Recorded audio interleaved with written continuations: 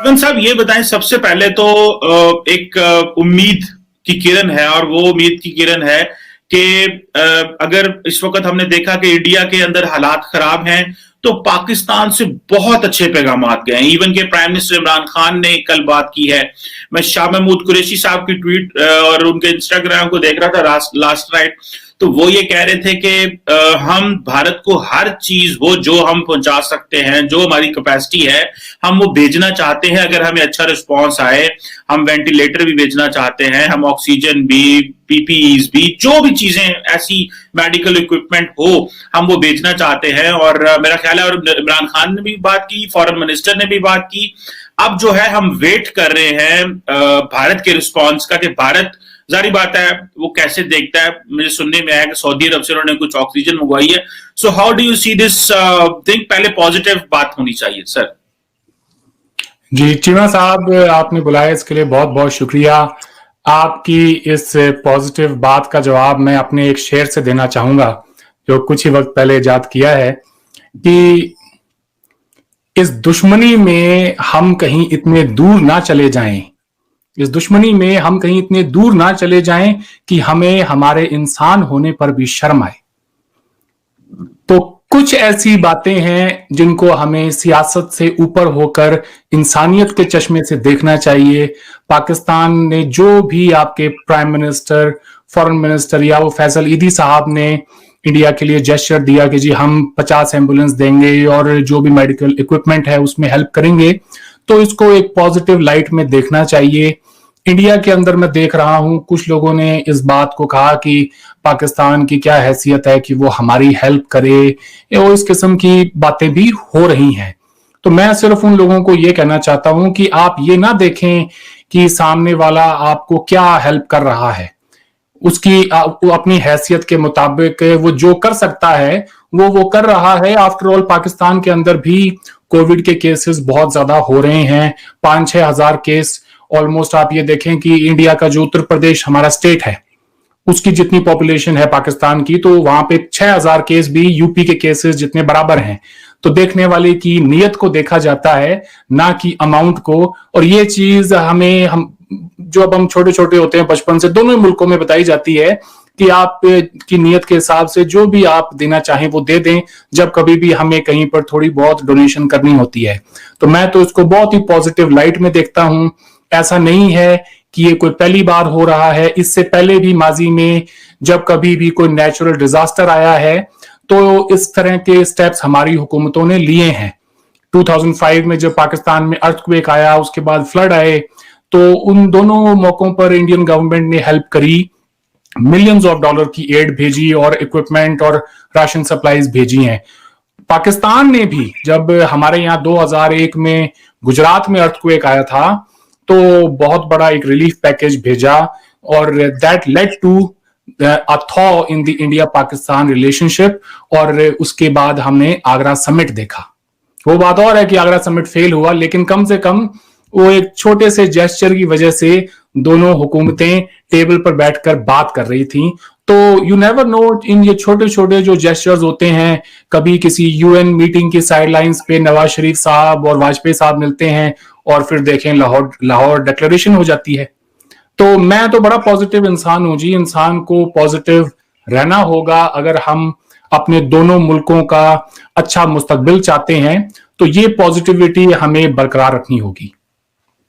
बिल्कुल सही कहा आपने, पॉजिटिविटी बरकरार रखनी होगी। और वो हमारे यहाँ कहते हैं देखने वाले की नीयत देखी जाती है, हैसियत नहीं देखी जाती।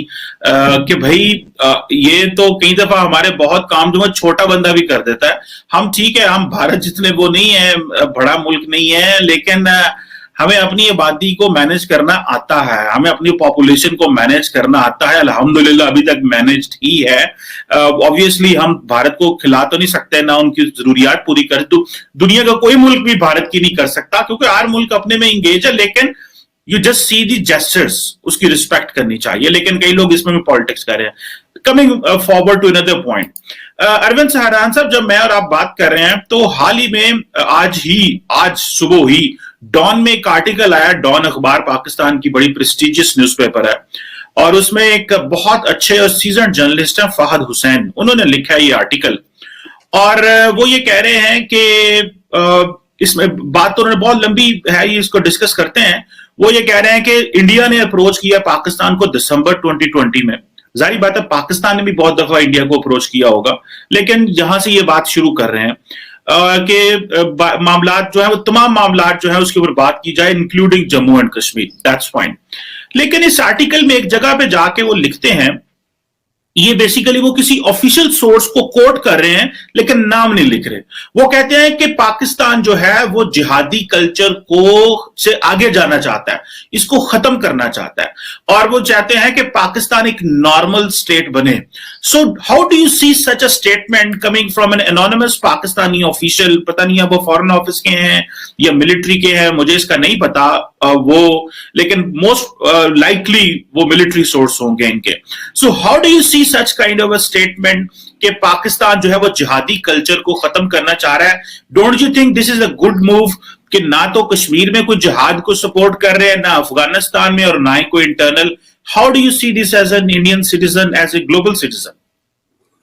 देखें जी, इस तरह की स्टेटमेंट्स ऐसा तो नहीं है कि कोई पहली बार पाकिस्तान की तरफ से आ रही हैं, या इंडिया ने कभी इस तरह की कोई बात नहीं कही कि जी पाकिस्तान अगर ये जो स्टेप्स हैं उठा लें टेररिज्म को लेकर तो हमारे ताल्लुकात बेहतर हो जाएंगे। ये टाइम एंड अगेन हमारे पास एक बड़ी छोटी सी विंडो होती है, इट विद चाइना और पाकिस्तान।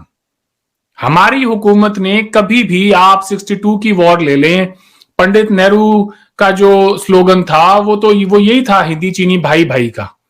हमें इतना हमें भरोसा था, इतना एतमाद था कि हमने सोचा भी नहीं था कि चीन की तरफ से कभी हमारे ऊपर अटैक होगा। इसलिए ना ही तो उस वक्त हमारी कोई इतनी डिप्लॉयमेंट थी, नए नए आजाद हुए थे हम। पीटी शूज होते थे, मैं 90s का किड हूं, तो हम पीटी शूज पहनते थे स्कूल्स के अंदर। तो उस जमाने में हमारी फोर्सेस जो है वो हाई एल्टीट्यूड, जहां पे वॉर हो रही हो वहां वो पीटी शूज थे उनके पास ले दे के पूरी इक्विपमेंट भी नहीं थी।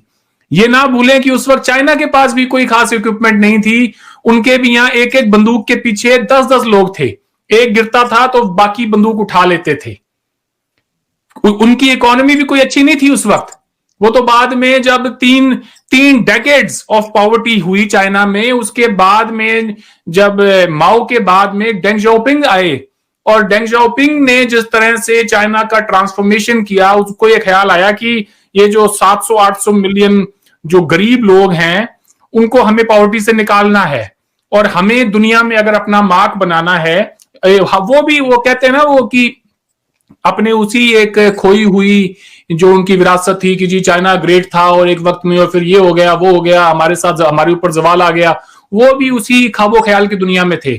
मगर उन डेंग जाओपिंग ने ये किया कि उसने ये कहा कि we need to change our attitude, हमें हमारा आउटलुक बदलना पड़ेगा।